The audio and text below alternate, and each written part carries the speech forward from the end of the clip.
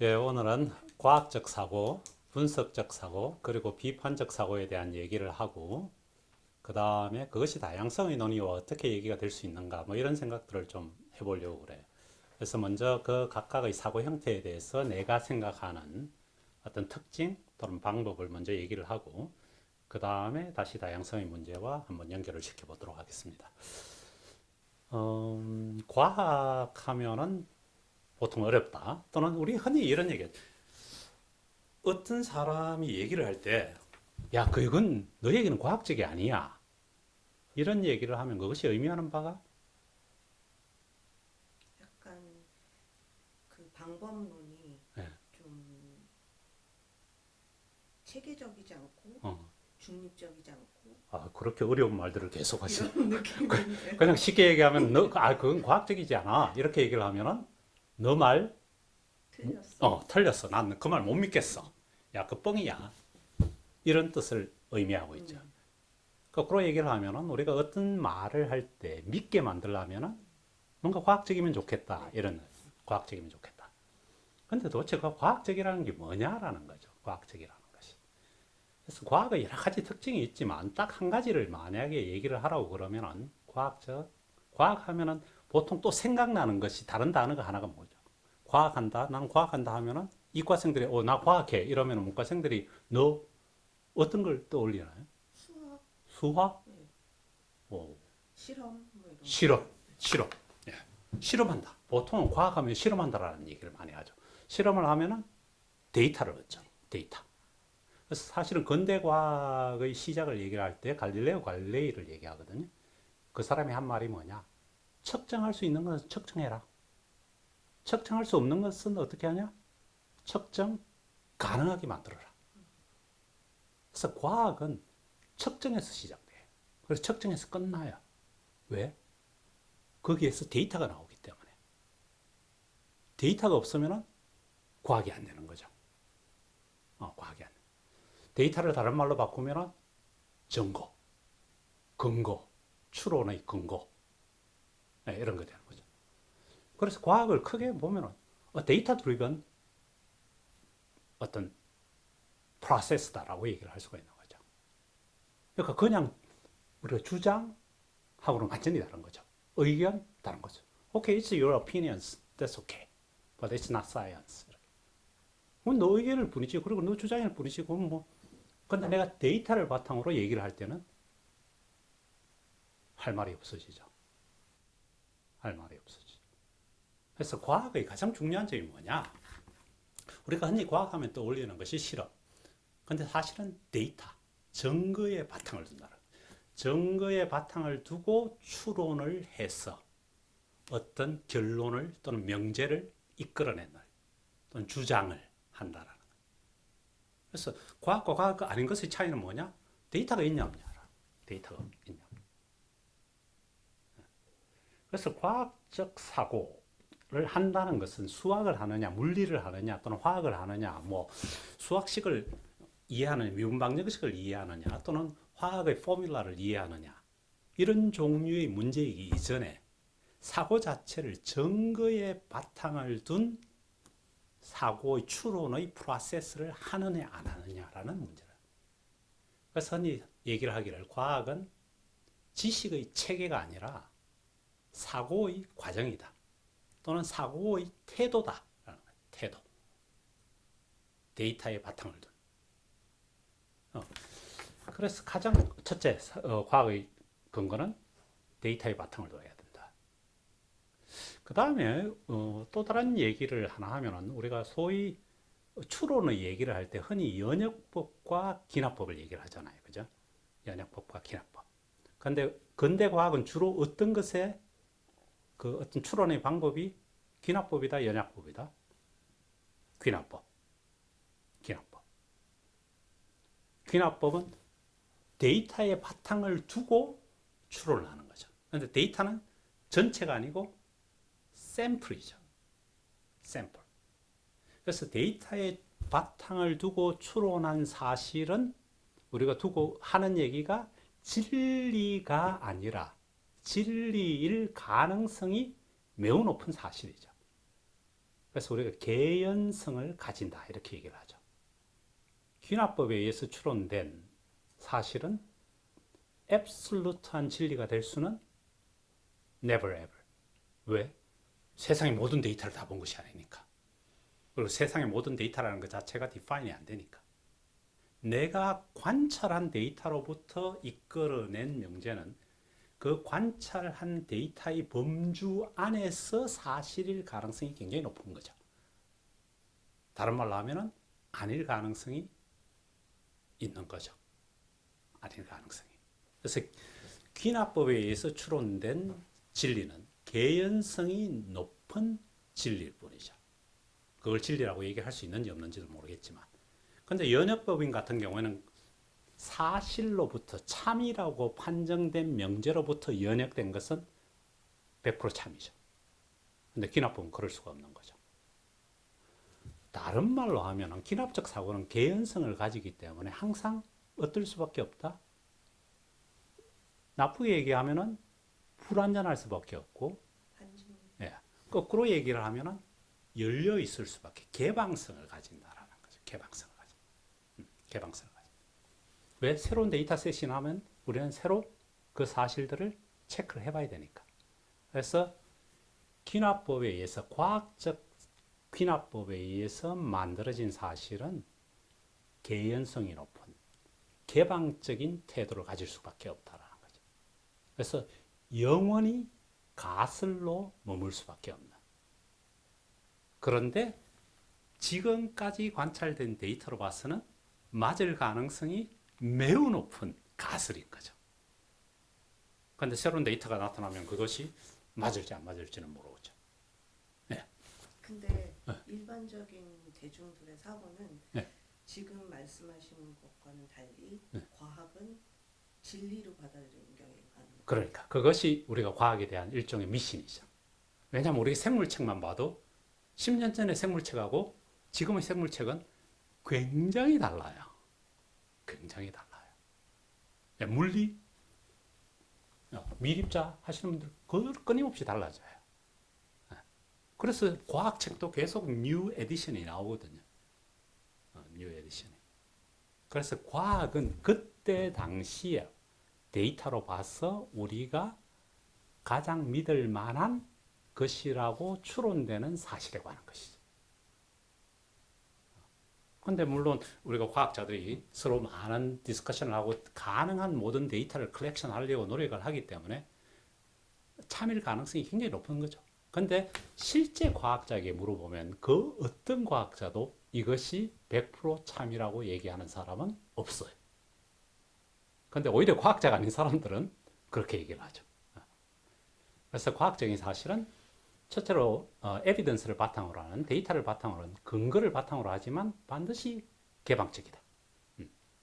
개방적이다. 개방성을 가지고 있다라는 거. 그거는 실제로 하나의 좋은 바람직한 태도가 아니라 과학적 방법에서 나오는 본질적인 성질이라는 거죠.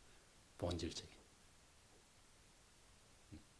데이터를 바탕으로 추론하는 것은 절대 100%될 수가 없으니까. 그 다음에 또 하나 제가 이렇게 과학적 사고에 대해서 얘기를 하는 것이 이 낙관성이라고 얘기를 하는데, 낙관성. 낙관이다. 과학은. 이게 무슨 말이냐? 과학하고 낙관하고 연결을 시킨다. 이러면 뭔가 사람 혹시 어떤 느낌이 오나요? 과학자는 기본적으로 낙관적이야. 이 세상에 대해서. 그러면은 글쎄, 낙관하고 뭔가 연관이 있을까? 어떤 발전 가능성에 대한 낙관인가요? 그것도 재밌는 단어네요. 과학에서 발전이라고 하면은 그것은 결과적으로 자연에 대한 이해의 정도가 발전하는 거죠. 그러니까 우리가 물질적인 문명이 발달하거나 이런 것이 아니라, 다른 말로 하면 우리는 좀 더 정확하게 이해할 수 있는 것, 그것이 발전이겠죠. 근데 그거 이전에, 좀 더 정확하게 이전에, 우리가 사실은 옛날 사람들은 이렇게 자연을 볼 때 자연 속에서 이해할 수 없는 것들이 너무 많았죠. 그래서 전부 귀신의 짓이죠. 귀신의 짓. 이해할 수 없으니까. 자연이 본질적으로 이해할 수 없다, 또는 케이오스라고 생각을 하면은 과학을 할 수가 없죠. 알 수 있을 것이라. 그렇죠. 바로 그죠. 즉, 자연을 우리가 지금 당장 이해할 수 없지만 또는 없더라도 잘 살펴보면 그리고 데이터를 잘 모아보면 틀림없이 이해할 수 있을 거라고 생각을 하는 거죠. 즉, 이 세상은 귀신의 장난이 아니고 어떤 법칙이 있을 거다. 우리가 이해할 수 있는. 이 자연에 대한 낙관적인 태도죠. 낙관성. 그래서 과학자는 데이터에 바탕을 둔다는 것은 많은 사람들이 금방 이해하죠.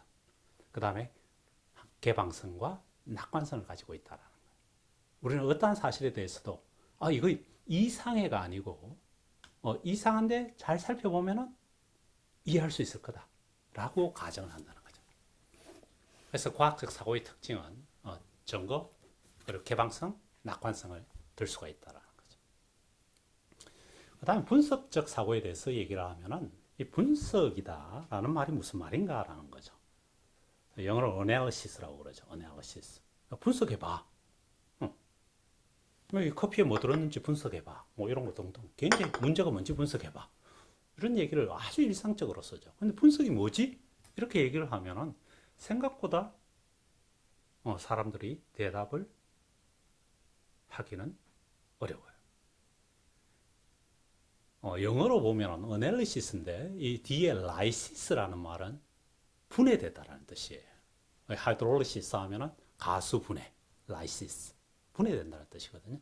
즉 쪼개어진다라는 뜻을 가지고 있어요. 근데 한문도 분자가 나눌 분자죠. 쪼갠다라는 뜻. 왜 쪼개냐? 뭘 보려고 쪼개냐라는 거죠. 그리고 이렇게 뭔가 있으면은 뜯어보면은 이해하려고 쪼개는 거죠. 이해할. 거기에 무슨 파트가 있나? 우리는 뜯어서 파트를 보면은 그 구성 성분을 보면은 조각들을 잘 살펴보면은 뭔가 전체를 이해할 수 있을 거라는 가정을 하는 거죠. 학교를 학생이 누구고 건물이 어디고 이런 걸 잘 살펴보면 그 학교가 어떤지를 평가할 수 있을 거라는 거죠. 사람을 잘 살펴봐서 성격 등등등등을 잘 살펴보면 그 사람이 어떤 사람이라는 걸 알 수 있을 거라는 가정을 하고. 그래서 분해하는 쪼개는 작업이 분석의 굉장히 중요한 파트예요. 그래서 라이시스라는 말이 있고 그 다음에 수학에서 analysis, mathematical analysis라는 수학의 분야에 혹시 이렇게 보면은 우리 옛날에 아주 중고등학교 시절을 보면은 제일 처음에 기하학 이런 거 배우잖아요. 그죠? 그다음에 집합 이런 것도 배우고. 근데 하여튼 수학의 분야에 analysis라는 것이 있어요. 그리고 우리가 사실 중고등학교를 통해서 다 배웠어요. 그걸 해석학이라고 그러는데 해석학. 해석학이 뭐냐? 이렇게 물으면은 그냥 아주 간단해요. 함수에 관한 것이에요. 함수. 함수를 수학적으로 얘기하면 y equal fx에 관한 거죠. y equal fx. 다 하는 거죠. 그래서 y가 뜻하는 것이 뭐냐? 우리가 종속 변수라고 흔히 얘기하죠. 그 다음에 x는 흔히 얘기해서 독립 변수라고 얘기하죠. 근데 재밌는 것이 제가 학생들에게 심지어 박사과정 학생들에게 종속 변수가 뭐냐 또는 독립 변수가 뭐냐라고 물으면 그걸 제대로 대답하는 학생은 10명 중에 1명이 안 돼요. 제가 이 얘기를 자주 하는데 제가 중학교 때 처음 종속 변수와 독립 변수를 배울 때 굉장히 이해할 수 없었어요. 선생님이 뭐라고 얘기를 하냐 하면은 x가 독립 변수인데 그것은 자기 마음대로 변하는 거다. 그래서 y는 종속 변수인데 x가 변함에 따라서 y가 변하는 거다. 이렇게 얘기를 해요. 근데 시험 문제는 어떻게 내냐? y가 5일 때 x가 얼마니? 내가 y를 변하면 x가 변하는데 뭐지? 그때는 선생님께 질문하는 것이 허락되지 않듯이 되죠. 한 번도 선생님 말씀을 잘 듣고 오라고 그랬지 어머니가 절대 선생님께 질문하고 오라고 안 그랬거든요. 그래서 질문은 못했죠. 근데 나에게는 이해할 수 없는 단어였어요. 근데 그 말을 지금 대학생들 심지어 박사과정 애들도 똑같은 대답을 해요. 충격적이죠. 독립 변수는 첫째 종속 변수는 실제로 내가 원하는 목표예요.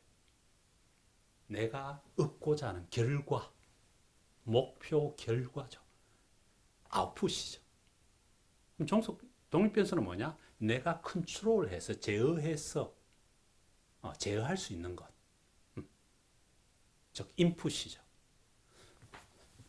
다른 말로 하면 원인이 독립 변수고 결과가 종속 변수죠. 인과관계를 얘기하죠. 그럼 F는 뭐냐? Y equal fx에서 하나는 인, 하나는 과. F는 관계. 그래서 인과관계가 그냥 함수예요. 인과관계. 그리고 그것이 해석하기예요. 그것이 어널리시스예요. 어널리시스가 뭐냐? 쪼개는 작업은 독립 변수와 종속 변수를 디파인하는 작업이죠. 쪼개는 작업. 그러면은 우리는 분해적 사고라고 그러지 않고 분석적 사고라고 그러거든요. 그리고 수학에서도 해석학이라고 그러거든요. 그럼 석은 뭐냐라는 거죠. 석자는 관계에 대한 이해한다라는 거죠. 이해한다. 관계에 대한. 그래서 실제로는 분석적 사고라는 것은 분해와 해석, 분석이라는 단어를 분해와 해석의 합으로 딱 이해하면 해석은 관계에 대한 것. 그래서 분석적 사고는 인과관계에 대한 추론인 거죠. 인과관계에 대한 추론. 그래서 우리는 바로 이것이 과학이기도 하죠, 사실은. 데이터로부터 어떤 새로운 명제를 추론해내는 것은 인과관계를 따지는 거거든. 그래서 사람들이 인과관계를 따지는 것이 굉장히 쉽다고 생각을 해요. 근데 사실은 생각보다 매우 어려워요. 우리나라 말에 인과관계의 어려움을 나타내는 속담이 하나 있어요. 까마귀 날자 배 떨어진다. 사람들은 까마귀가 나는 것이 원인이라고 생각을 하죠. 문득 보면 까마귀가 나니까 배가 떨어진 거예요. 그런데 이거는 인과관계가 전혀 성립하지 않는 그냥 동시에 발생한 사건일 뿐이죠. 인과관계를 혼돈하는 경우가 너무 많아요. 그래서 그거를 맥락에 약간 인문사회적인 걸로 풀어서 얘기를 하자면 맥락이라는 거에 따라서 여기서 말씀하신 관계라는 게 달라질 것 같아요. 함수라는 게 어떻게 보면 맥락에 따른 그런 차이를 정의하는 게 아닐까 싶기도 하거든요. 그것도 아주 재밌는 말이네요. 역시 문과 선생님이라서 생각의 범위가 다르네요. 그것도 아주 일단 굉장히 저에게도 그 말 된다 이런 느낌이 드네요. 말 된다.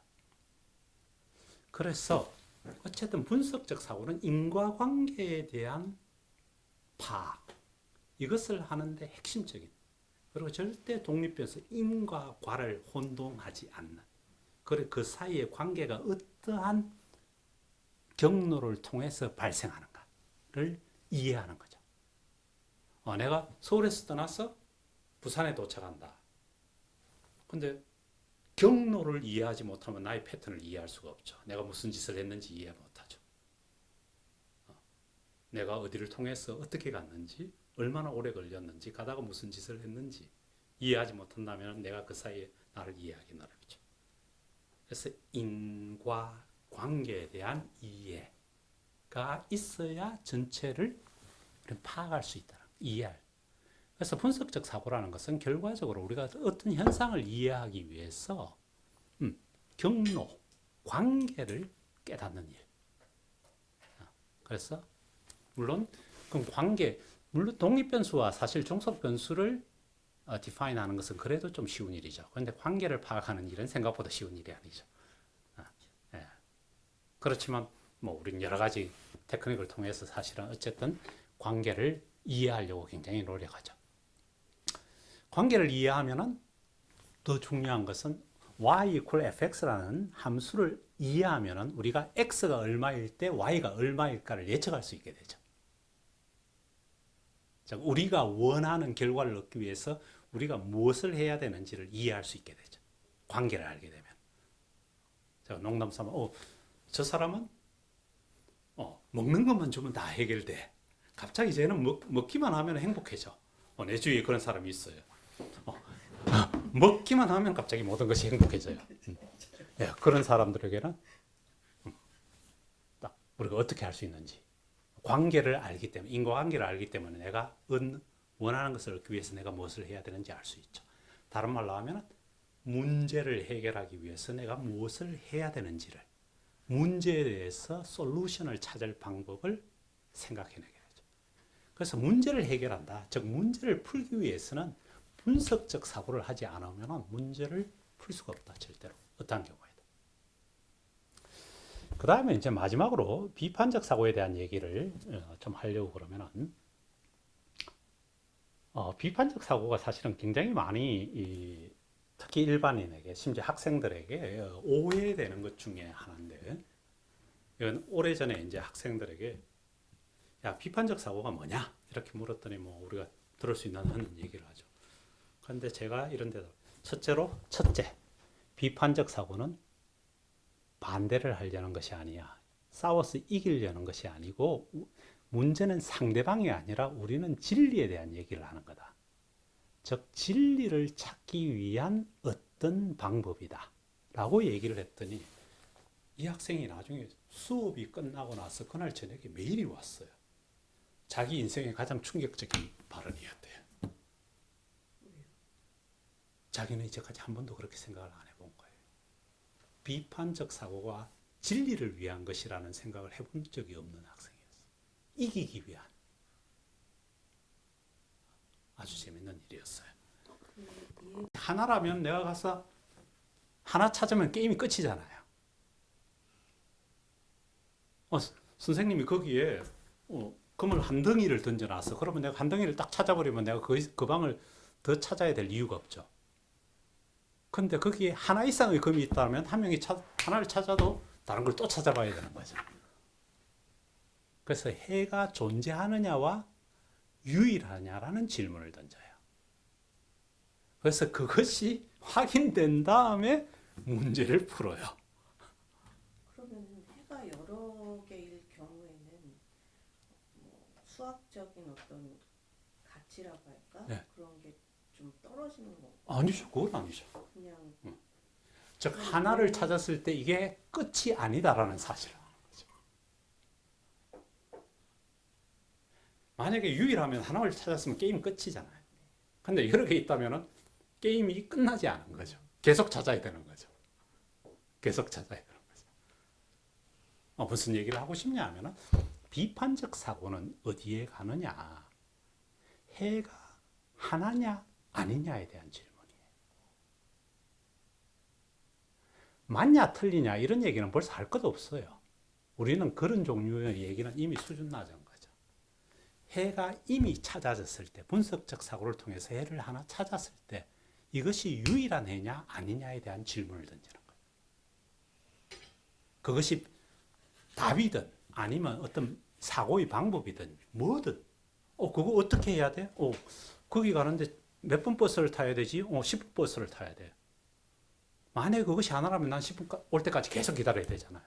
10분도 있고 15분도 가. 그러면 15분은 15분 타는 거죠. 제 언어로 살짝 바꿔서 말씀을 드렸구만. 이게 맞는지 모르겠지만 유일한 해의 가능성을 계속 질문한다는 게 이게 정말로 진리인가를 계속 질문해 보는 거라고 할 수 있을까요? 그렇죠. 유일한 진리인가? 이것이 유일한 진리인가라는 데 대한 질문이죠. 즉 다른 말로 하면 이것이 전부 전체인가? 즉 부분이 아니고 전체인가? 전면적인 진리인가? 아니면 부분적인 진리인가에 대한 질문이죠.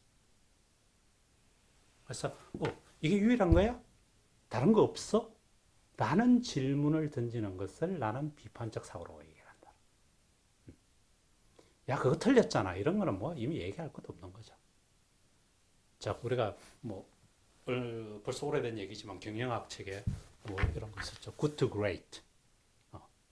그러니까 이미 good enough 한 것을 make it better. 좀 더 완전한 것으로 만들려는 노력이죠.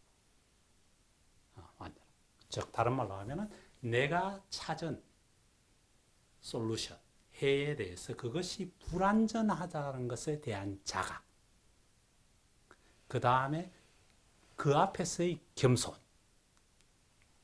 그 다음에 질문을 던진다는 것은 좀 더 완전한 지식을 향한 투쟁, 이런 거죠. 그래서 크리티컬하다는 것은 남을 비난하거나 뭐 그런 것이 전혀 아닌 거죠. 지식을 좀 더 완전하게 만들어가기 위한 우리 노력인 거죠. 그래서 이게 유일한 거야?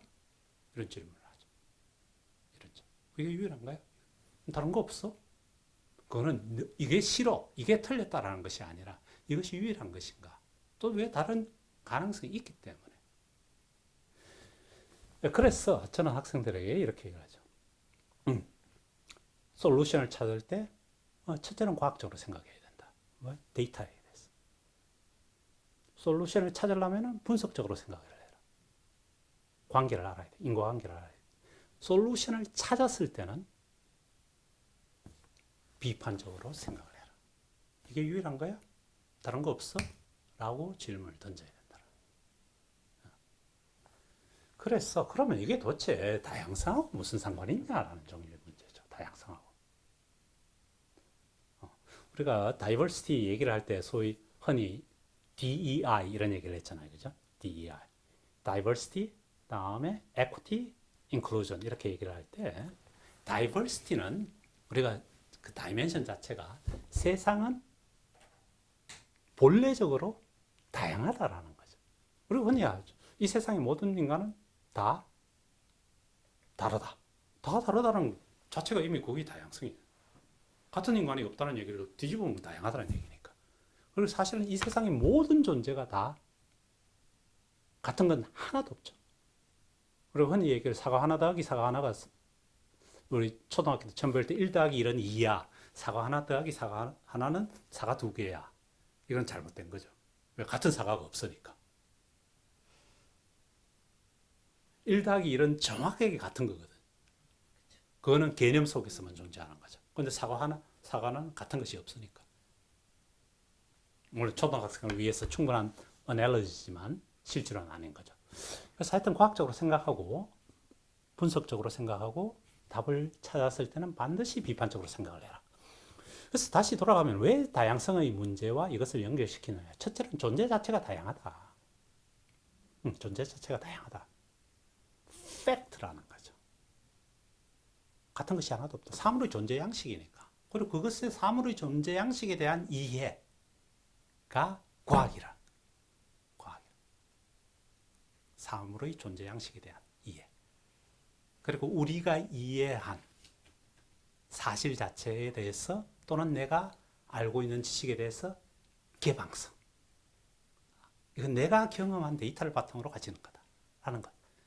혹시 자기가 데이터도 없이 주장하는 것은 더 말할 것도 없는 거죠. 그건 진짜 과학적이지 않는 거죠. 근데 다양성은 본질적으로 과학이죠. 현상이니까. 그래서 즉 인식을 할 때 또는 어떤 주장을 할 때 데이터베이스로 하면 좋겠다. 그리고 본질적으로 과학이다. 라는 사실을 좀 이해하면 좋겠다라는 거죠. 그 다음에 이것을 문제 또 하나의 이제 다양성에 제가 가지고 있는 생각은 그러니까 다양성은 본질적으로 존재 양식이고 과학이다라는 사실과 더불어서 결과적으로 다양성의 여러 가지 에쿼티 문제로 가면은 이것은 이익과 권력 또는 시비 인식에 대한 충돌이란 말이죠. 충돌. 옳고 그름. 그 다음에 자기의 인식한 그 명제 자체 그리고 이익의 충돌이죠. 이익의 충돌 속에서 이제 뭐 우리가 에쿼티라는 평등 뭐 이런 얘기를 사실 그 자체도 지금은 하나의 가치화되어 있지만 인간의 갈등을 뭐 세상에 제가 흔히 던지는 질문은 야 세상의 모든 인간이 똑같이 존엄해? No. 아니 다른데 똑같이 존엄성만 똑같다는 것이 말이 돼? 근데 그것이 인간의 갈등을 줄이기 위해서 우리가 합의한 하나의 해결책이라는 거죠. 해결책, 문제 해결. 즉 그렇다면은 다양성의 문제, 에쿼티의 문제도 사실은 우리가 이익의 충돌을 해결하는 하나의 프로블럼 솔빙의 과정이라고 저는 생각을 해요. 저는 생각이 조금 공돌이 느낌이 나죠. 그래서 문제 해결을 위해서는 분석적 사고가 반드시 필요하다. 인과관계에 대한 언더스탠딩이 없이 당위만으로 문제를 해결할 수는 없다라. 그 부분이 예. 그 당위만으로 해결할 수 없다는 부분이 그 과학에 대해서 불완전성을 말씀하신 부분하고 이렇게 되게 와닿거든요. 예. 왜냐하면 저는 그 사실 저도 과학에 대한 그런 미신이 있었던 것 같아요.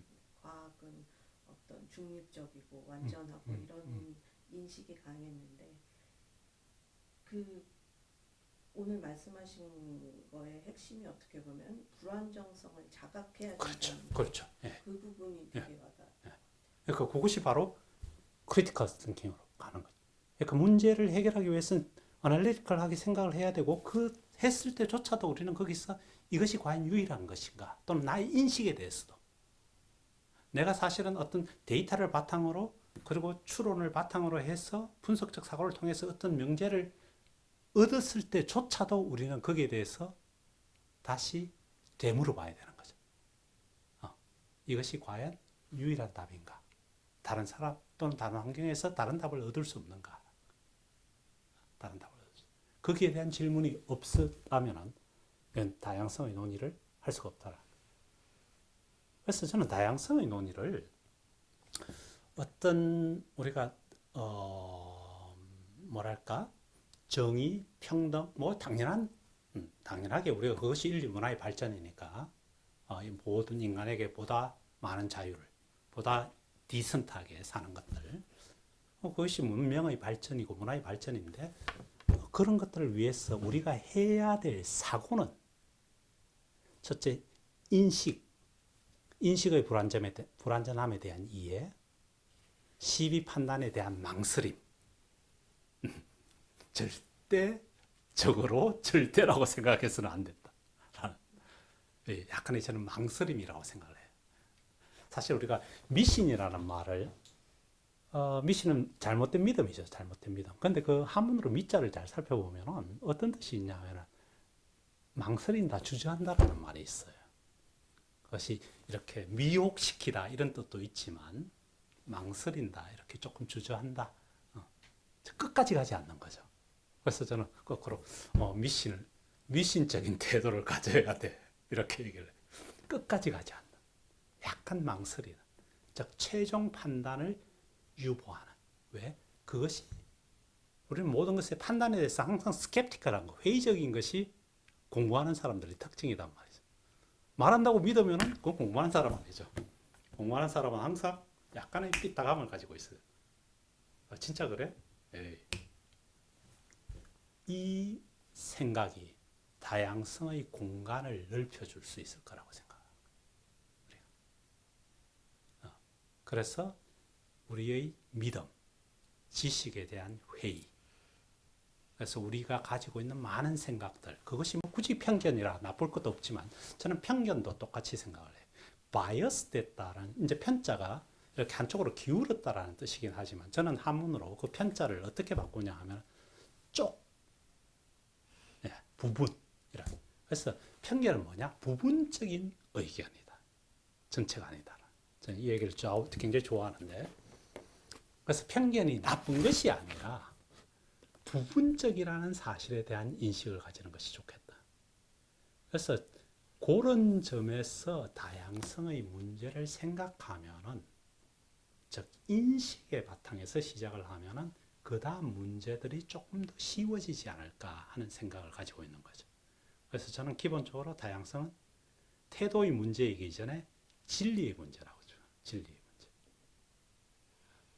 그래서 사고에 대한 얘기를 하죠. 그래서 과학적 사고, 분석적 사고, 비판적 사고는 사실 다양성의 문제에도 아주 핵심적인 아이디어를 제공할 수 있다라고 저는 생각을 해요.